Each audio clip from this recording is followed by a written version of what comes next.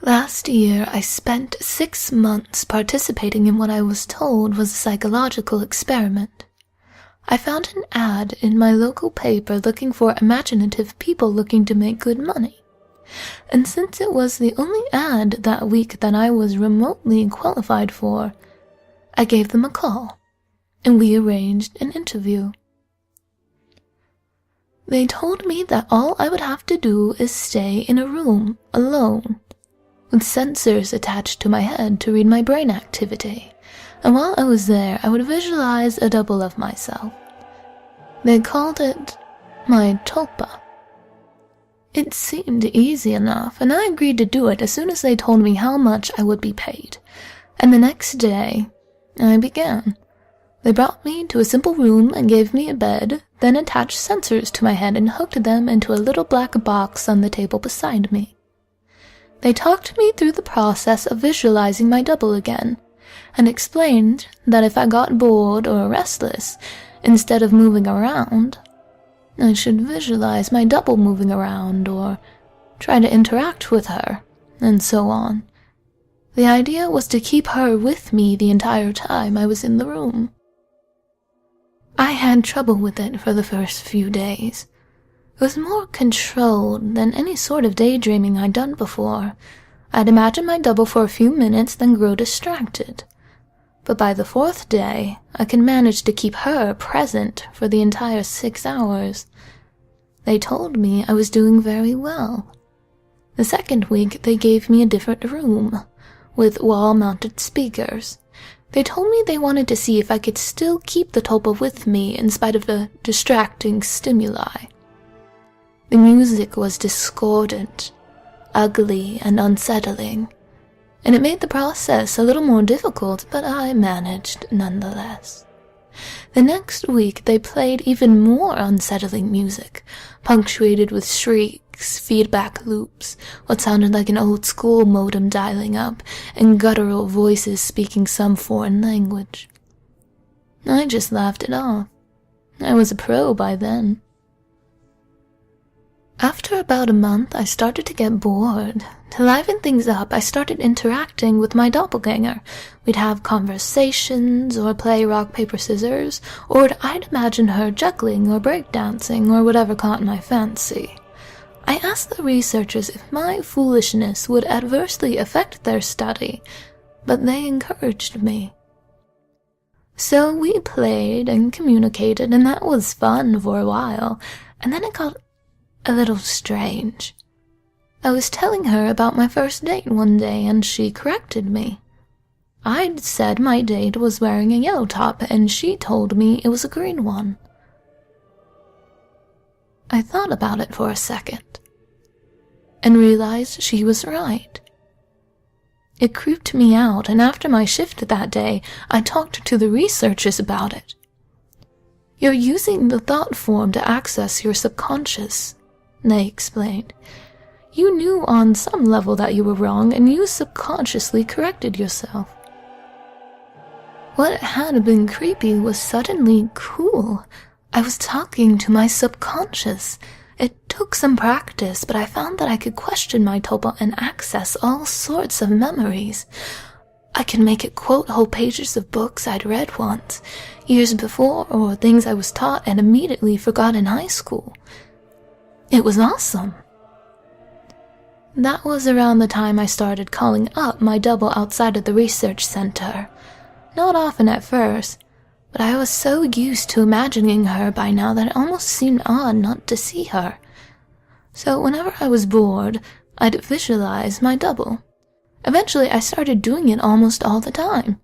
It was amusing to take her along like an invisible friend. I imagined her when I was hanging out with friends or visiting my mom. I even brought her along on a date once. I didn't need to speak aloud to her, so I was able to carry out conversations with her, and no one was the wiser. I know that sounds strange, but it was fun. Not only was she a walking repository of everything I knew and everything I had forgotten, she also seemed more in touch with me than I did at times. She had an uncanny grasp of the minutiae of body language that I didn't even realize I was picking up on. For example, I thought the date I brought her along on was going badly, but she pointed out how he was laughing a little too hard at my jokes and leaning towards me as I spoke, and a bunch of other subtle clues I wasn't consciously picking up on. I listened, and let's just say that date went very well. By the time I'd been at the research center for 4 months, she was with me constantly. The researchers approached me one day after my shift and asked me if I'd stop visualizing her. I denied it, and they seemed pleased. I silently asked my double if she knew what prompted that, but she just shrugged it off. So did I. I withdrew a little from the world at that point. I was having trouble relating to people. It seemed to me that they were so confused and unsure of themselves, while I had a manifestation of myself to confer with.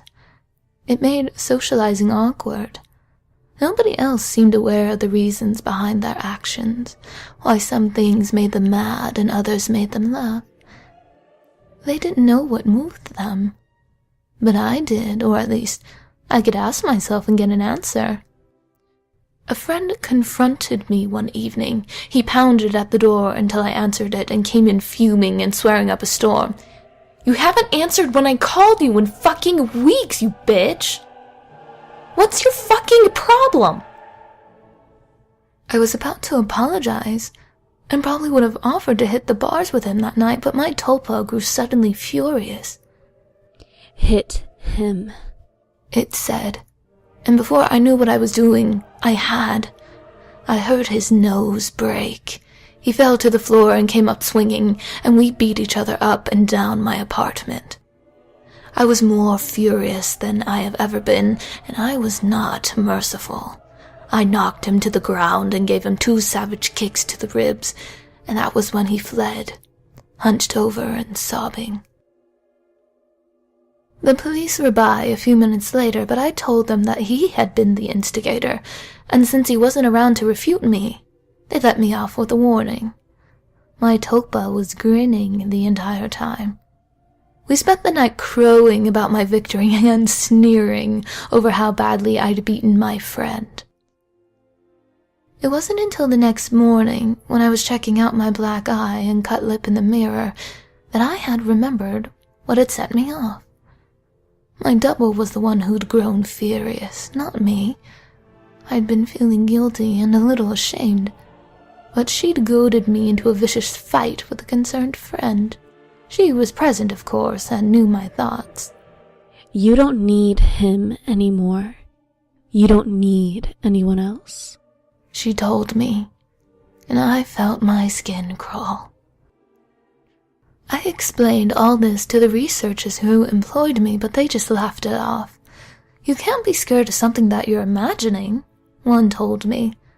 My double stood beside him and nodded her head, then smirked at me. I tried to take their words to heart, but over the next few days I found myself growing more and more anxious around my tulpa, and it seemed that she was changing. She looked taller and more menacing. Her eyes twinkled with mischief, and I saw malice in her constant smile. No job was worth losing my mind over, I decided. If she was out of control, I'd put her down. I was so used to her at that point that visualizing her was an automatic process, so I started trying my damnedest to not visualize her. It took a few days, but it started to work somewhat. I could get rid of her for hours at a time, but every time she came back, she seemed worse. Her skin seemed ashen, her teeth more pointed. She hissed and gibbered and threatened and swore. The discordant music I'd been listening to for months seemed to accompany her everywhere. Even when I was at home, I'd relax and slip up, no longer concentrating on not seeing her, and there she'd be, and that howling noise with her. I was still visiting the research center and spending my 6 hours there.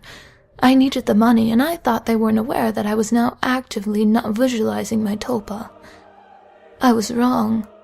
After my shift one day, about 5.5 months in, 2 men grabbed and restrained me, and someone in a lab coat jabbed a hypodermic needle into me. I woke up from my stupor back in the room. strapped into the bed, music blaring with my doppelganger standing over me cackling. She hardly looked human anymore. Her features were twisted, her eyes were sunken into their sockets and filmed over like a corpse's.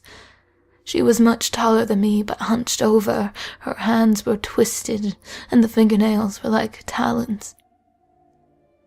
She was, in short, fucking terrifying. I tried to will her away, but I just couldn't seem to concentrate. She giggled and tapped the IV in my arm. I thrashed at my restraints as best as I could, but could hardly move at all. They're pumping you full of the good shit, I think. How's the mind? All fuzzy? She leaned closer and closer as she spoke. I gagged. Her breath smelt like spoiled meat. I tried to focus but couldn't banish her. The next few weeks were terrible. Every so often, someone in a doctor's coat would come in and inject me with something or force-feed me a pill. They kept me dizzy and unfocused, and sometimes left me hallucinating or delusional. My thought form was still present, constantly mocking. She interacted with, or perhaps caused, my delusions. I hallucinated that my mother was there, scolding me, and then she cut her throat, and her blood showered me. It was so real that I could taste it. The doctors never spoke to me. I begged at times, screamed, hurled invectives, demanded answers. They never spoke to me. They may have talked to my Tulpa, my personal monster, I'm not sure. I was so doped and confused that it may have just been more delusion, but I remember them talking with her. I grew convinced that she was the real one, and I was the thought form. She encouraged that line of thought at times, mocked me at others.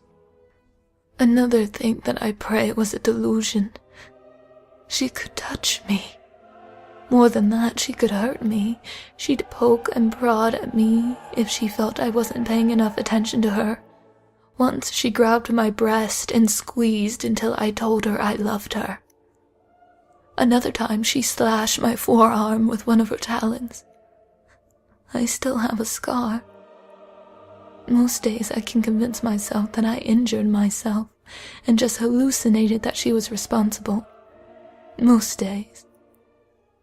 Then one day, while she was telling me a story about how she was going to gut everyone I loved, starting with my sister, she paused.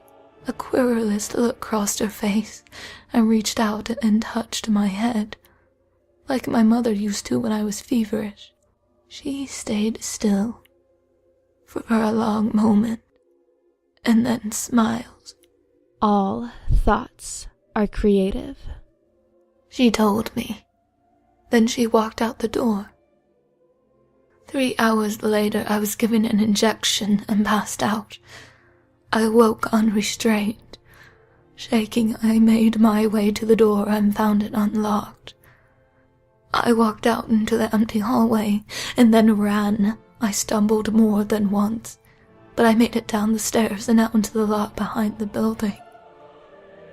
There, I collapsed, weeping like a child. I knew I had to keep moving, but I couldn't manage it. I got home eventually. I don't remember how. I locked the door and shoved a dresser against it, took a long shower, and slept for a day and a half. Nobody came for me in the night, and nobody came the next day or the one after that. It was over. I'd spent a week locked in that room, but it had felt like a century. I'd withdrawn so much from my life beforehand that nobody had even known I was missing. The police didn't find anything. The research center was empty when they searched it. The paper trail fell apart. The names I'd given them were aliases. Even the money I'd received was apparently untraceable. I recovered as much as one can. I don't leave the house much, and I have panic attacks when I do. I cry a lot. I don't sleep much, and my nightmares are terrible. It's over, I tell myself. I survived. I use the concentration those bastards taught me to convince myself. It works. Sometimes. Not today, though. 3 days ago, I got a phone call from my mother. There's been a tragedy. My sister is the latest victim in a spree of killings, the police say. The perpetrator mugs his victims, then guts them. The funeral was this afternoon. It was as lovely as a service as a funeral can be, I suppose. I was a little distracted, though.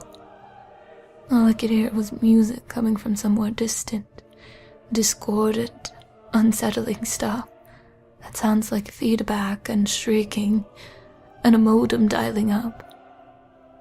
I hear it still. A little louder now.